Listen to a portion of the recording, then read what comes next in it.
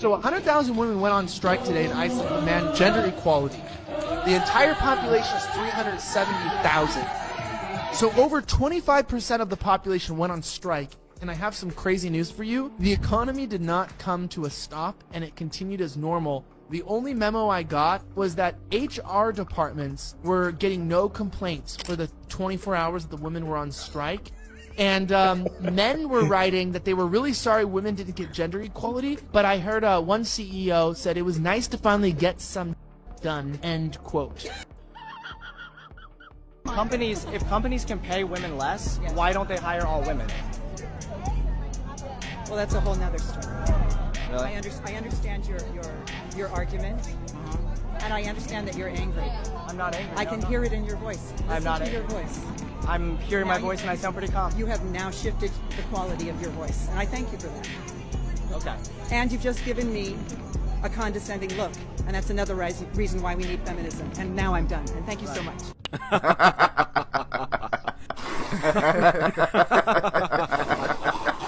Would you give up your right to vote if it meant you got drafted into the army? Yes. Why is it more socially acceptable for women to hate men than it is for men to hate women? Because men are the devil. Because men are trash. If men are more valued in society than women, why would they be the first ones sacrificed in war? Because they think they're more valued. They're being paid for more for everything, so you put your online. What? Bro, what are you talking about, man? Why are the men of today expected to pay for the sins of the men of the past? Because they still keep making the same mistakes. So is feminism about revenge?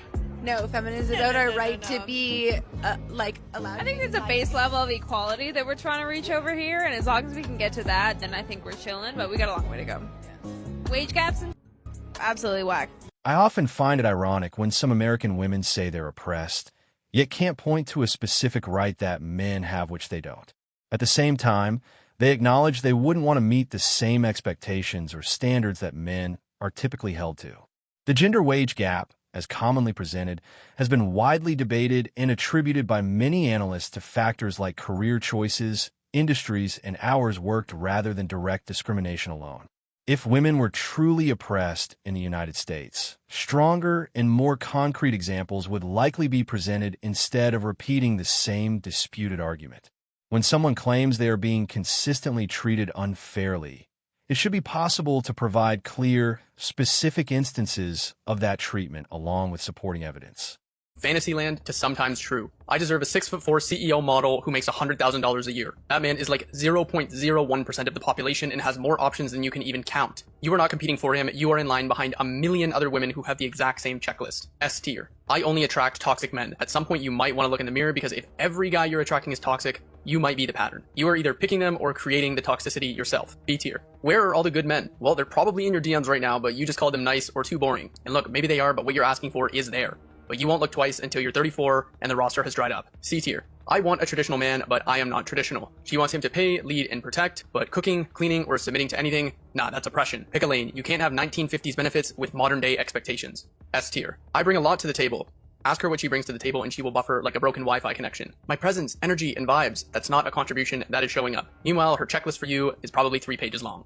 A tier. I can change him. Here's the thing. Sometimes women do help men level up, but there's a big difference between bringing out his potential and building a man from scratch. One works, the other is just going to burn you out. D tier. All men are trash. She's not dating all men, she is dating the same guy with a different name 6 times in a row. I don't know about you, but after a while, maybe the trash collector is the problem here. A tier. If you can't handle me at my worst, you don't deserve me at my best. This quote sometimes looks an awful lot like a red flag disguised as a standard. If her worst is emotional warfare at 2 a.m. and her best is tolerable for a weekend, run. C tier. Height doesn't matter. Says height isn't a big deal, but her Hinge bio says must be 6 foot minimum to ride. Her words and actions are living in 2 completely different zip codes. A tier. Men are intimidated by me. Sometimes they might not actually be intimidated and they just don't want the headache. Labeling yourself as intimidating sounds like a lot better of an excuse than just saying you're hard to deal with. B tier. Body count doesn't matter for women. Typically the ones that are saying this are the ones that don't want theirs to count against them. Tell that to any guy who's thinking long term and watch his face. If it really didn't matter, pay attention to how he provided specific examples to support his point instead of speaking in broad or unclear terms. That's because he was sure of his position and understood that he wasn't inventing claims without basis.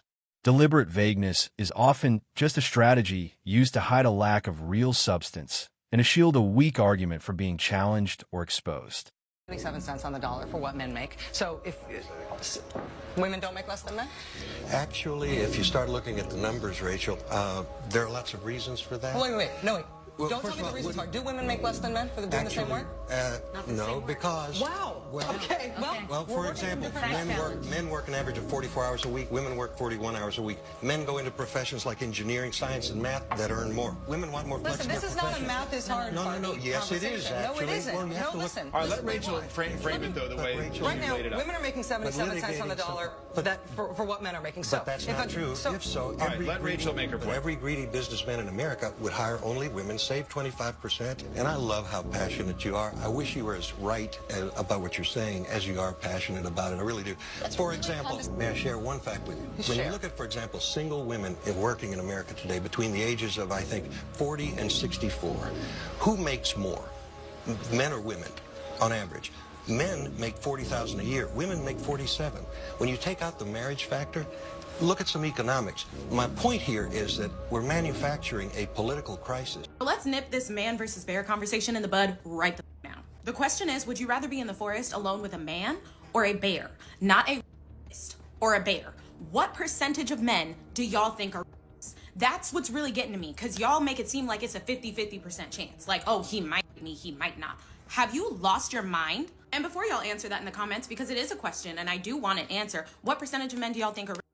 And when you answer, I want you to put it in the form of a sentence of the men that are in your life. So that way we can bring this back to reality. So I want you to say, of my 3 brothers, 2 of them are. Of my 6 male cousins, 3 of them are. Of my 5 male friends, 2 of them are.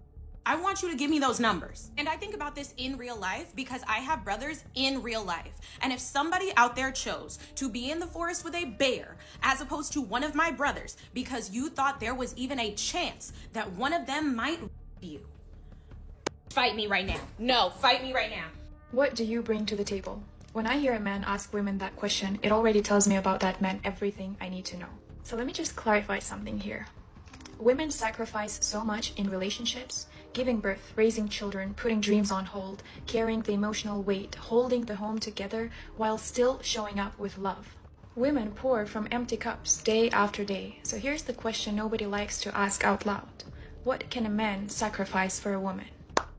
See, this is what I call twisting the meaning, changing the whole point of the discussion to paint men in a bad light. When guys ask, what do you bring to the table, they're not asking women who are good partners. They're not talking about the women who raise kids, build a home, support their men, and make sacrifices. Those women clearly bring a lot to the table, and most men respect them deeply. But let's be honest, that's not the majority. Most women today who are in their relationships aren't giving birth, raising multiple kids, or putting their careers on hold. Maybe in a marriage, more women do. But even then, we are living in a time with the lowest birth rates in modern history. So let's stop pretending that every woman is out there sacrificing everything for love and family. And even in a scenario she described, let's say a woman is raising kids and supporting her family. Great, but what about the man? He's probably working 10-12 hours a day, taking care of financial responsibilities, protecting the family, fixing things, solving problems, and still being expected to stay strong through it all. He sacrifices sleep, time, peace of mind, and years of his life to provide for his family. But somehow, that's invisible? And that's the manipulation right here. Framing it as if only women give and men just take. When in reality, in most healthy relationships, both sides give a lot. The truth is, when men ask, what do you bring to the table, they're talking about the women who don't contribute anything. The ones who expect everything to be handed to them just for existing. The ones who think that showing up is enough. If you are a woman who actually puts effort, builds with her man, shows empathy, and brings peace, few men would question your value. But if all you offer is attitude and expectations, don't be surprised when someone asks, what do you bring to the table? Meanwhile, I will ask my man to do anything for me, but I swear to you, the moment that he asks me to do anything, I'm irritated. And it could be the simplest task, like, oh, could you rinse this cup out for me because you're right there by the sink? Pissed. Instantly pissed. Or, oh, you know, could you go hand me a towel because I forgot to grab it? Why the did you not grab that towel? Y'all are such bad people. Like no jokes. Y'all are actually just bad people. I was expecting to look at the comments, and the comments were going to be like, on her neck, no. Me AF. No me. He does everything for me. I've been working on it though. As hell, we are unreasonable. They gonna come for you, but this is a lot of us. Me, I'm trying to be nicer. Y'all are genuinely y'all just ain't. Like actually. Of course you're the problem. Of course you're the problem. Your man deserves better. I would say I wish he would leave you, but I saw that y'all had a kid together. But if he leave you, he the bad guy. He the bad guy. I understand the Tyler and Jordan situation because something similar happened to me back in 2022. I was talking to this African and he was like, yeah, I'm going to be in your city January 31st. Let's kick it. I was like, okay, cool. I gave him my number and he was like, yeah, I just want to hang out with you for like an hour and we do a little Snow White. How much is that? I was like, oh, I'll let it go for about $400. He was like, oh, okay, cool. So I come through there, we start skating, and before I know it, I'm really feeling real euphoric. Like, I don't know what he mixed it with, but I was just feeling super myself. I was feeling myself, like just really feeling myself. I don't know what happened, but all I know is I did not leave there in an hour. I left there the next day. Why is it February 1st? So I was like, oh, you played with me. You really didn't have to do all that. And I started feeling weird about the whole situation. I started regretting the whole situation. I was like, you know what? You're going to have to come up off of more than $400. And he was just like, nah, here's your money. And yeah, you got a dip. And I was just like, oh, you don't want to pay me more? And he was like, no. I was like, you know what? You ain't got to fight me. You're going to have to fight these allegations. So what I allegedly did is I went to the hospital, got a drug test, got an R kit, and I texted him and I was just like, hey, I felt really weird about that whole situation. I didn't appreciate it. And you know what? Since you didn't want to come off of what you agreed on, it's all good and dandy. Just know that there are going to be repercussions of what you did. And that man said nothing to me but this. This is what he had to say to me. I allegedly say all this to say, Jordan, you did all this to accomplish something, but you didn't execute it right. And Talil, this is a lesson. And you go in the comments and there's women backing up that behavior. Here's the thing. This woman gets online and she admits to not one, but 3 different crimes. The first one being prostitution. She agreed to sell her for $400. Whatever, great. That's her business, but it's still illegal. She goes and she does a list voluntarily with the man to admit that she feels euphoric. So she probably did excess amount of sex. She wakes up the next day and says she regrets the situation. She didn't regret the situation. She saw an opportunity. He paid her the $400 that they agreed upon. It wasn't enough because she saw said opportunity. So she decided to go down to the police department and file a false allegation against the man.